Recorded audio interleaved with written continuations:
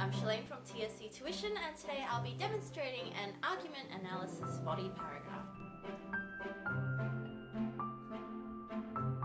In previous videos, I have already talked through the analysis of the arguments as well as the visual analysis. So today I'll be demonstrating a body paragraph to show you what it might look like in writing. Let's get started.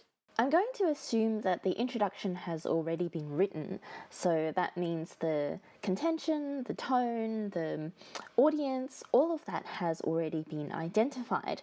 And so what I'm going to write is the first body paragraph. What is usually a good way to start a body paragraph is to start with what the main argument is first. In this case, the post starts with the problem of imported honey and that being a problem. So let's begin with that. The authors begin the post by, now instead of saying what the problem is, I can use another word. In this case, maybe something like articulating is good. So articulating the problem, which is, right, what's the problem? In this case, it's Australia being the dumping ground for honey. So the problem of Australia become.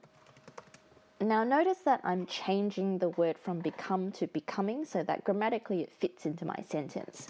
So becoming the dumping ground for honey. It's still a relatively short sentence, so I want to keep going. By going on to how the authors support this argument, which is the use of that 10 million kilograms bit. So let's say, and reinforces this message by repeating, instead of the figure, maybe I can chuck in an adjective in there, and extraordinary, because 10 million is quite an extraordinary number, but by repeating an extraordinary number of, figure, it's always good to use meta language. 10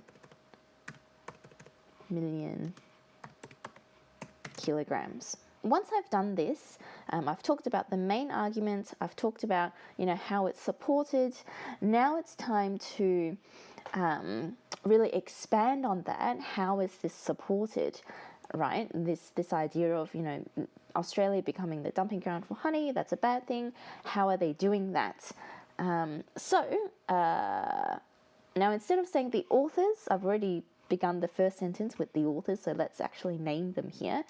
So Rogers and Mulvaney label this honey as, and it's always a good idea to get a quote in, so-called honey, which they clarify is blended instead of pure, and unadulterated. So I've talked about the main argument, which is the Australia becoming dumping ground for honey. I've talked about how it's reinforced, how it's done, by labeling the honey as so-called honey. Now it's time to really use some meta language here and talk about a persuasive technique or a persuasive device. Let's call this an attack. So this attack on imported honey, which they describe in the opening sentence of the post as fake and inferior.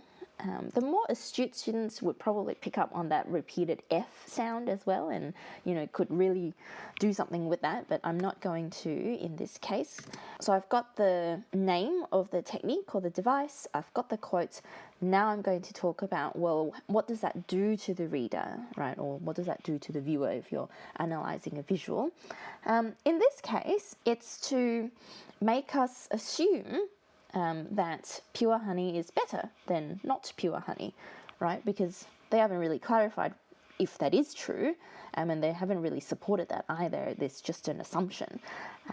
So let's go ahead and talk about that. So assumes that pure honey produced by hard working Australian Australian keepers. All right, that this pure honey is automatically better, or better is not exactly great essay language. So let's have a think about this. Maybe automatically of a higher quality. And then now I need to explain how that assumption works, right? How does that get the reader, by getting them to assume these things, get them to a place where they can accept that main argument a little bit more easily? So let's have a think. This assumption, in combination with the use of quotation marks around the word honey, and then I sort of need to sort of clarify what that use of finger quote marks does, which is to sarcastically, I don't want to say imply, because that's not what it's really doing. Maybe highlight the inauthenticity. Yes, inauthenticity of imported products. So the assumption with the quotation marks attempts to fuel the reader's fear of imported food products. Whoops. Photo products, food products, which the visual does as well, right? Which the visual is designed to provoke as well. So I've talked about the technique and what it does to the reader, how that gets them to accept that Australia becoming this dumping ground for honey is a problem.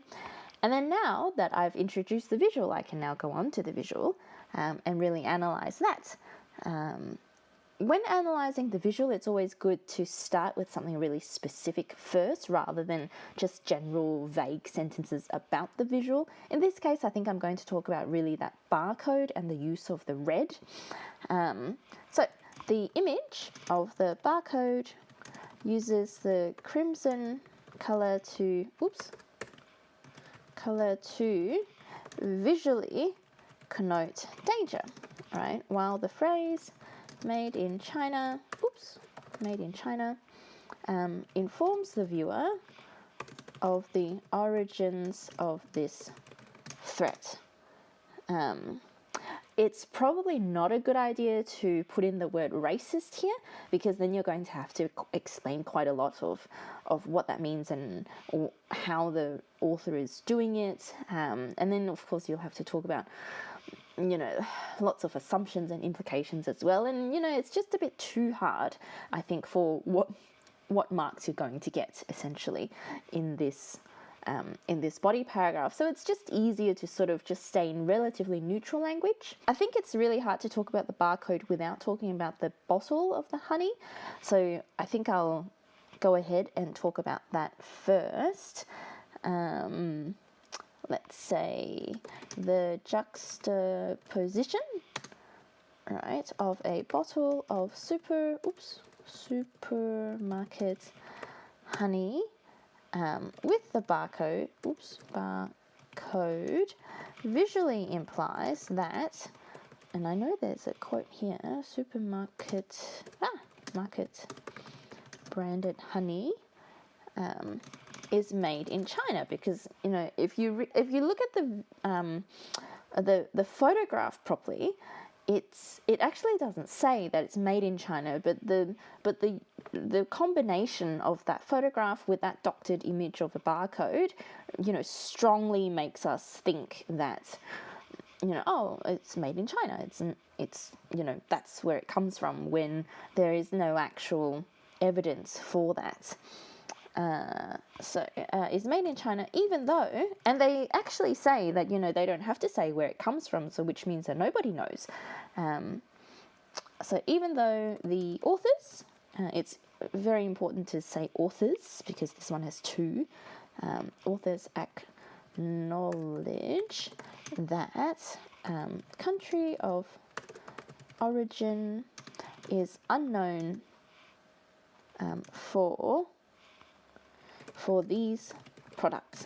I want to tie in the visual and these frankly pretty racist imagery with the post itself, right? The whole what I've talked about before in the so-called honey blended, that pure honey is better, assumptions, etc., etc. So I want to tie all of that together. So let's say appealing to the viewers. Now, instead of racist views or racist attitudes, we could stay a little bit more neutral and maybe go with xenophobia. The authors attempt to, let's say, engage, right, their fear of foreign products, particularly those from China, while their subsequent claim that new laws coming in will not give consumers the country of origin information, then frames, right, patriotic consumer action as the only viable solution to imported honey. Or maybe not solution, protection, right, protection against imported honey. So I hope that was helpful. Remember, there are many ways of approaching this task, and this is just one of them. I use this approach with students who aren't very confident with their abilities because it gives them a good structure while still allowing room for personal expression. If you are already a very confident writer, I would say go ahead, break all the rules. But the thing is, you have to know the rules to break the rules. If you liked what you saw today and you'd like to see more content like this, follow on my social media so you get updated on when I post new material. If you're after some one-to-one tutoring in the eastern suburbs of Melbourne, let us know and we can send someone out to you. Thanks for watching.